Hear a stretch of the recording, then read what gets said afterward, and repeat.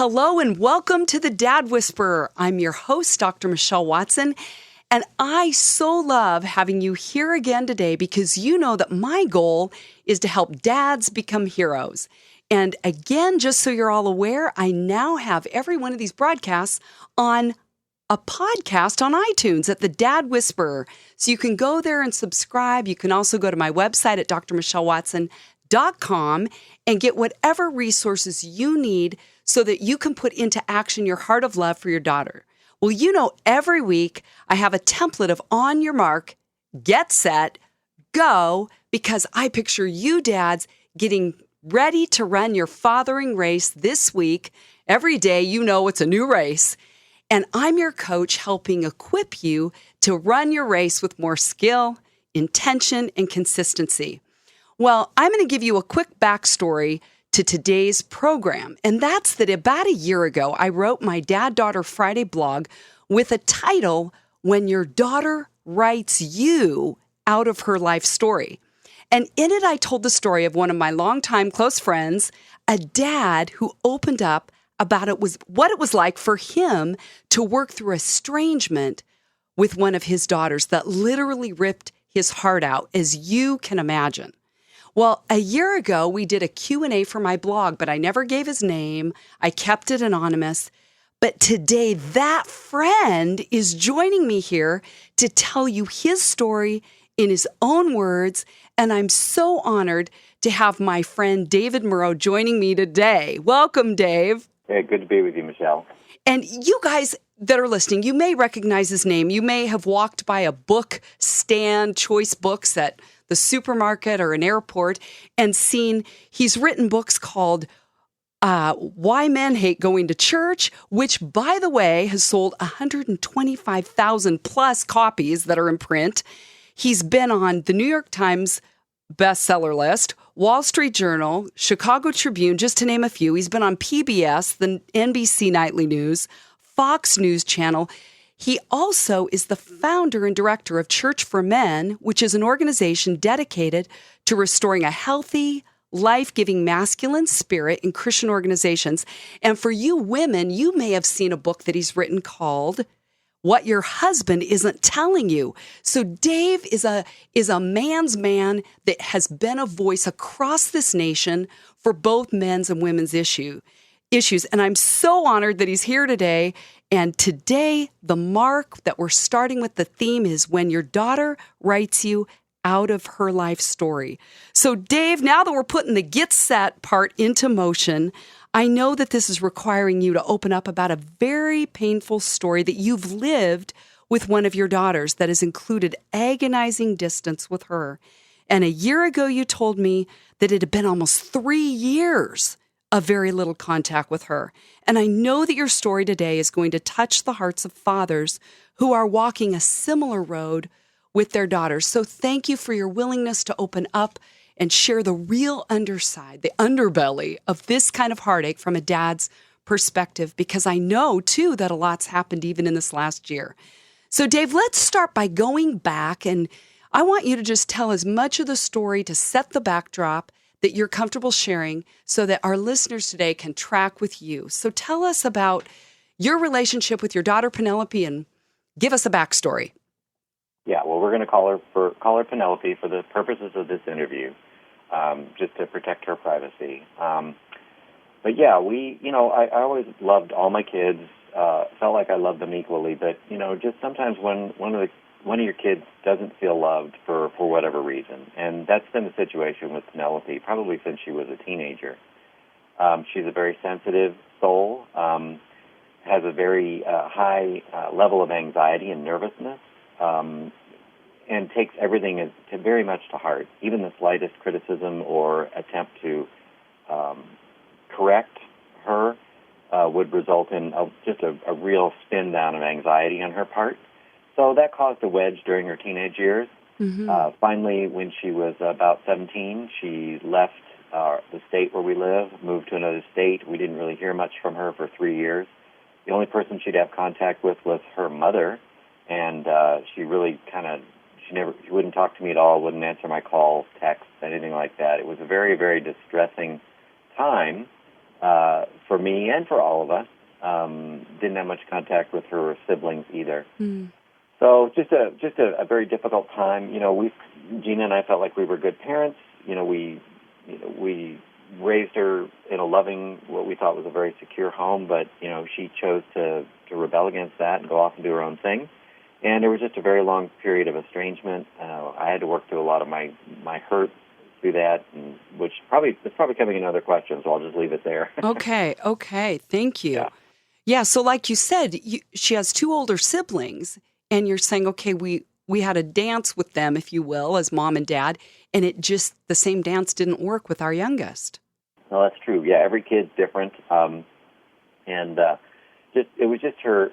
She does struggle with anxiety more than the other two do, and the other two have never had a problem putting themselves forward in a public forum, but our youngest is very shy, and I think the way she deals with that anxiety is to withdraw. Mm-hmm. And unfortunately, I was the target of a lot of that withdrawing.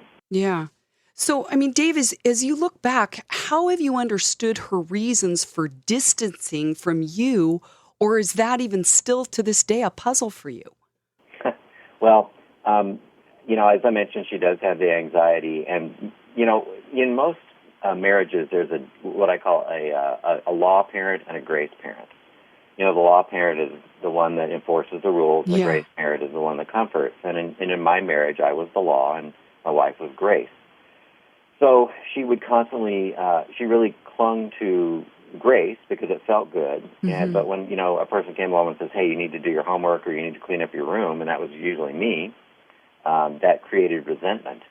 And, I just thought it was normal teenage angst that, kids go through. You've got to clean up your room, right? You got to get your homework done.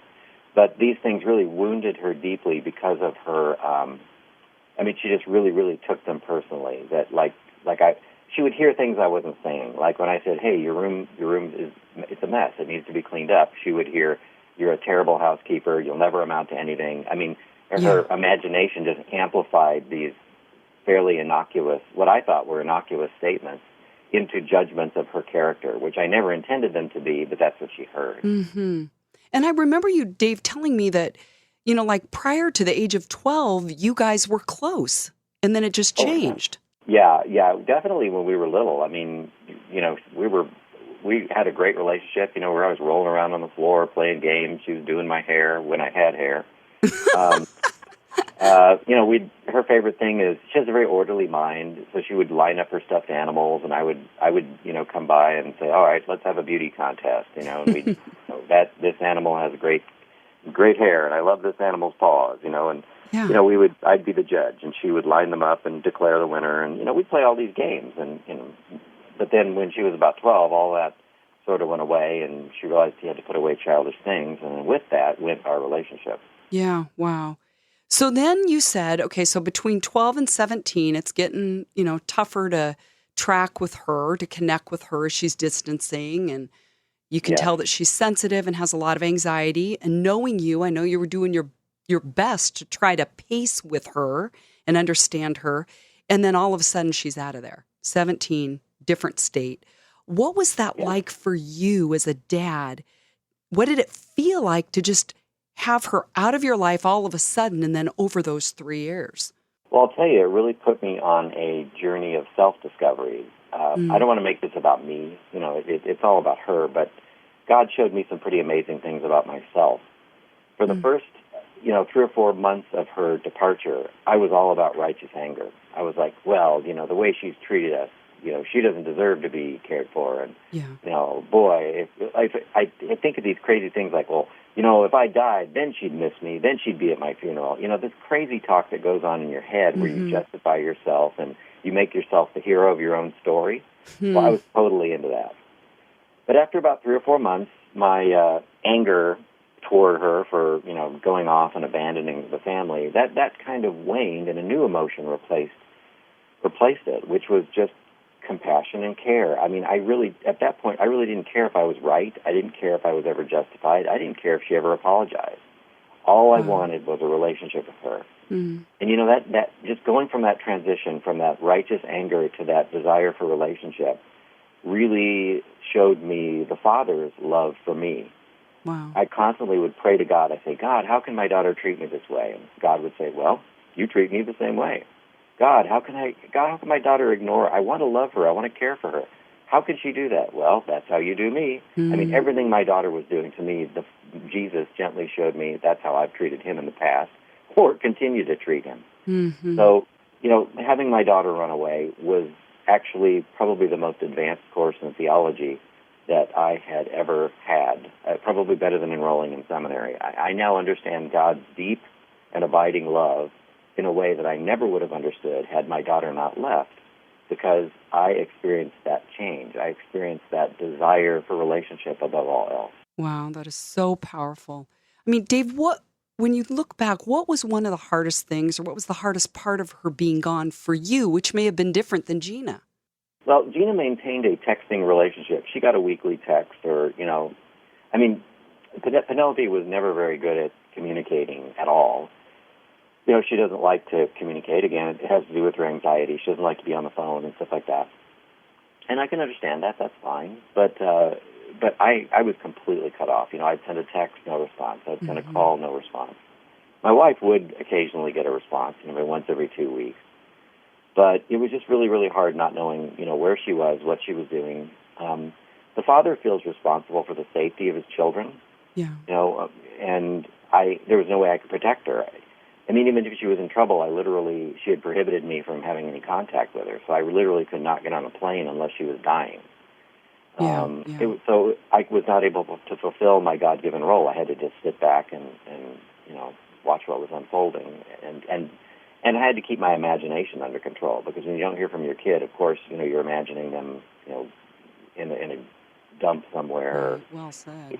It's tough on the father that way. Yeah, and you mentioned that your wife did get weekly texts. So, I imagine dads that are listening today that have gone through very similar roads with their estranged daughters are saying, okay, how did you manage that whole aspect of watching your wife have communication while you're cut off? What was that layer like for you? Well, it's jealous. You look at that little text and again, it wasn't weekly, but it was, at least there was some communication there. She would answer her mother. But when that text would come in, it's like a starving man looking at a big banquet meal and just saying, oh my gosh, I'd just love to have an emoticon, just some acknowledgement that I exist and that I'm not Hitler, Mm-hmm. But, you have to sit back. The Bible verse that guided us through this whole process was the story of the prodigal son. Mm-hmm. You notice the father did not go to the far country and find his son and say, hey, slap him upside the head and say, hey, you dummy, you spent all your money, I'm going to bring you back home. Yeah. No, the father stayed home. The father waited. And so I kept looking, turned toward. I was looking, but I was not going. The father's at the end of the road. The father didn't go 400 miles to find his son. He went to the end of his own property. And so that's what I did. I stayed on my property. I was looking, but I was not going to go and insert myself into her life until she was willing to, until she was willing to make the move. Mm-hmm. Is there, when you look back, is there anything that you believe that Penelope misinterpreted or even misunderstood about you or your intentions that drove her to leave in the first place? Yes. There was some, without getting into too much detail, there was some lightly illegal activity going on. This is not, she wasn't doing felonies, okay? Right. But there was some teenage illegalities in her life, and we called her on those things. And I said, if this doesn't stop, I'm going to turn you in. Kind of a tough love approach. Right. And that's the switch. That was it. She thought, my dad's going to send me to jail. I got to get out of here. So, in hindsight, I should never have pulled that lever. I should have figured out another way to explain the severity of what she was doing and the road she was going down. Yeah. But I should not have threatened to turn her into the cops, because that was the excuse or the trigger, whatever you want to call it, but that was the thing that tipped her into, I must get out of the state. I must leave because my dad is a bad guy who's going to send me to jail. Okay. Wow. Just hearing you say, as I look back, like, here's the me now that would have told the me, 4 years ago, to listen. Here's my best advice looking back, which I'm hopeful will be helpful to other dads who may be right in the midst of that decision-making process right now of how to respond, that they're learning from you as you look back. So Dave, I have so many questions. Another one that comes to mind is there anything that you can share about like what your thought process has been like you've shared a little bit now, but just about understanding or coming to terms with or being honest about the role you've played in her leaving home and not wanting, to contact you for so long? Well, my thought process is, I think I mentioned this before, but I just didn't realize how sensitive she was even to the slightest negative comment. I'm a pretty even-tempered guy, but, compared to my dad, who was like a volcano ready to blow at any time, I always thought of myself as really, I'm firm, and I'll get after kids if they don't do their chores or don't do their homework or they're slacking or whatever. But I don't scream at them. I don't throw things or any of that stuff. I'm just, hey, you need to straighten up. That's my tone. And I tried to say 3 times as many encouraging things as corrective things. But you just have to understand that every kid is different. And a kid with that high level of anxiety, you've got to figure out a way to make the truth apparent and let them know that they're messing up, but in a way that doesn't trigger them to have an anxiety attack. Yeah. Because when a kid's having an anxiety attack, they're not thinking rationally. They're not thinking, well, Dad loves me, but I need to do my homework. All they're thinking is, I've got to get away. I've got to escape this person who's making my life hell at this time. If you could imagine somebody choking you, at that point you're not thinking of anything else other than removing the hands from your throat. And that's how a person with anxiety thinks, is they're choking. They're dying. I have to remove myself from this situation. They're not thinking rationally. Yeah. Home isn't safe. I've got to get away from home to be safe. I must get away, yeah. So, I'm using that term figuratively as a metaphor. I never choked her. Yeah, good clarification. Yeah, but I'm just saying that I just learned a lot about dealing with people with anxiety issues, and I'm convinced that God gives us our children for a reason. He gives us our children to teach us things, and that's something that He's taught me, is to be much more gentle. Yeah. And it's also given my wife an opportunity to be a little tougher, too, because, as I said, in our marriage, I was the law and she was the grace. And she's had an opportunity now to kind of lay down the law a bit and grow a bit of a spine, and Penelope appreciates that. Yeah. And you've answered this a little bit, Dave, but I want to ask it again, just as we continue to kind of peel back the layers of this for you as a dad, is looking back, is there any other things that you would do differently with her? Looking back, when Penelope was 17, I got her to agree to go to counseling with me. But the problem was I had trouble finding a counselor who had an opening. I live in the dysfunction capital of the world, Alaska. And they're all the counselors here are packed out for months. And it's funny, I kept getting Christian counselors, and where she was at that point, the ones that were available were Christian, and where she was at that point, she would not sit with a Christian counselor. She was just very antagonistic to Christian things, because, I'm a Christian, and I represented that to her. So I dilly-dallied around, and by the time I found a counselor, she was no longer willing to go. She had already taken off. So those wounds remained open, and she suffered a lot because we were not able to resolve our issues. And I regret that I did not pursue that option more aggressively. Yeah. Well, now let's bring everybody into the present. So things dramatically changed about a year ago. So, Dave, take me back to the first time that you saw your daughter in 3 years. Well, about 3 years ago, actually about 2.5 years ago, it was Christmas time, and I had heard through the grapevine that her cell phone had broken. So I sent her a little cell phone in the mail for Christmas. It wasn't an expensive cell phone. It was, a little smartphone. I sent it to her, and she was so touched by the gift. She was having such a terrible Christmas. She was all alone, that she actually texted back and said, "Thanks for the phone, Dad." It was the first contact I'd had in 2.5 years. And huge. I started crying right on the spot.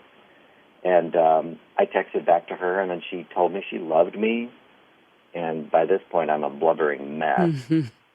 So it was really it was 2 Christmases ago that I began to finally see a light at the end of the tunnel. Well, again, I played the role of the prodigal son's father. I didn't run down to this other state to rescue her. I didn't insert myself into her life. I would just text her on occasion. Sometimes I'd get an answer. Sometimes I wouldn't. And this went on for about 3 or 4 months. Well, then I heard, again, through her mother, that she was in a really tough situation financially, that she had no food, that she was living in a pretty shabby situation. And we had this condo that we own up here in Alaska that just would not rent. It was just the craziest thing. I just kept trying to rent it, and I ran 7 people through there, and nobody would rent it in a very hot real estate market. It was just really, really odd. Yeah. So I said to God, God, why won't my condo rent? And he just said to me, you know why the condo won't rent. Offer it to your daughter. And I went, well, she said she won't take anything from her father. She said, just do it. Just listen to me, son. Yeah. So my wife and I prayed about it. We agreed that it was a good thing, and we offered it to her at no charge until she could get her feet under her. She could just come up here, live in this condo, have hot and cold running water and a shower and a nice place to live, and which she was not experiencing. Yeah. She was very wary of the offer. She thought it came with a bunch of strings. We told her no strings attached. You can do whatever you want. So she finally came up here, and that in itself is quite a story. But we got her up here.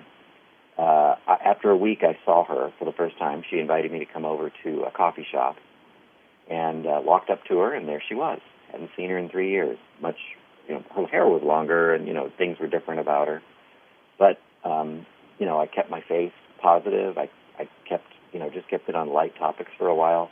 It was incredibly awkward for the first 10 minutes. I mean, she was just chain smoking, and you could tell she was very nervous. And then after that, it was just me and my daughter again. I mean, it was just really quick how quickly we began to talk about things from the past, and I had her laughing, and she was telling me a little bit about her life, and we spent the next 2 hours together, just very, very comfortable. And Awesome. we got her into the apartment, we got her safe, we got her a job. She's had a little trouble keeping a job, but she's got one now she likes. Her life is stable, and we saw her at Christmas, saw her at Thanksgiving, have a wonderful time. Don't spend as much time with her as I like. I think the anxiety issue is still there. Still trying to get into counseling. Yeah. But, all in all, the trajectory is very positive. Her heart is healing. Her prefrontal cortex is forming, and she's beginning to think more logically about her future. Awesome. How teenagers, when they're in their 20s, suddenly think, I might need a career. Exactly. Well, Dave, let me just even ask you another question, is because we're getting close to the end here, but what would you tell other dads whose hearts are breaking that are going through a similar story as yours? The key to my story is you have to get to the point where it's not about you. Remember, I was thinking, that little brat, she's so ungrateful. I was going to retaliate. I was going to teach her a lesson. And you have to shout down that dialogue that's going on in your head. You have to remember that it doesn't matter who's right. What matters is the restoration of the relationship. You have to give up your right to be right. Yeah. And you have to do whatever it takes to restore that relationship. The time for correction if there's this major blow-up, the time for correction can come later. Now, I'm not talking about enabling a very, destructive person. Yeah. But there are times you have to shelve your anger, and you have to say, the phrase that kept going through my head is, you can be right and be lonely, or you can forgive and be loved. And so I just had to go through a continual forgiving process of myself for making mistakes, of my wife for enabling, and of my daughter for abandoning me. Yeah. Wow. And I just had to decide over and over again that forgiveness was the way to go. Yeah. And so now we're in a much better place, and the time to talk about these things will come. Yeah. Amen. So we got about a minute left, and I love to end up with just a go step on your mark, set, go. Dave, could you give one go step, one action step that dads can put into action with their daughters going through something similar as you? Well, the go for me is that you have to decide if you want to be right or you want to be loved. You can't do both. You can't insist on, being the one who's in the right. You have to take the blows like Jesus did. Penelope came back to us at Easter time, and the sermons that our pastor was doing, he was doing a powerful sermon on the sermon series on the crucifixion. And I could relate to it on a very small scale. You feel like you're being crucified when your kid rejects you. But, Jesus went to the cross. He took the blows. They were undeserved. And as a father, you've got to do that too. You've got to lay your life down for your kid. Yeah. and get into relationship with them so that the Holy Spirit can do the work. You don't do the work, the Spirit does. Yeah. Wow, Dave, it's been such a joy to have you here today. If you're just listening in, I've been talking with my friend David Murrow, who's an author and a dad that has gone through some deep trenches, into the trenches with his daughter, and is coming out the other side as we speak. So, Dave, thank you so much for being here today. It's been a joy to talk with you. Thank you for having me on the show, and I'm thankful to God, and I'm thankful to my daughter, Penelope, for being willing to overcome her anxiety and come back to her daddy. All the fathers out there are better days ahead. Don't lose hope. Keep your faith in God and keep your faith in your kids. And between you and the Spirit, you can overcome anything. Fantastic. I couldn't have said it better. So thank you, Dave, for being here. And I say, go Dads.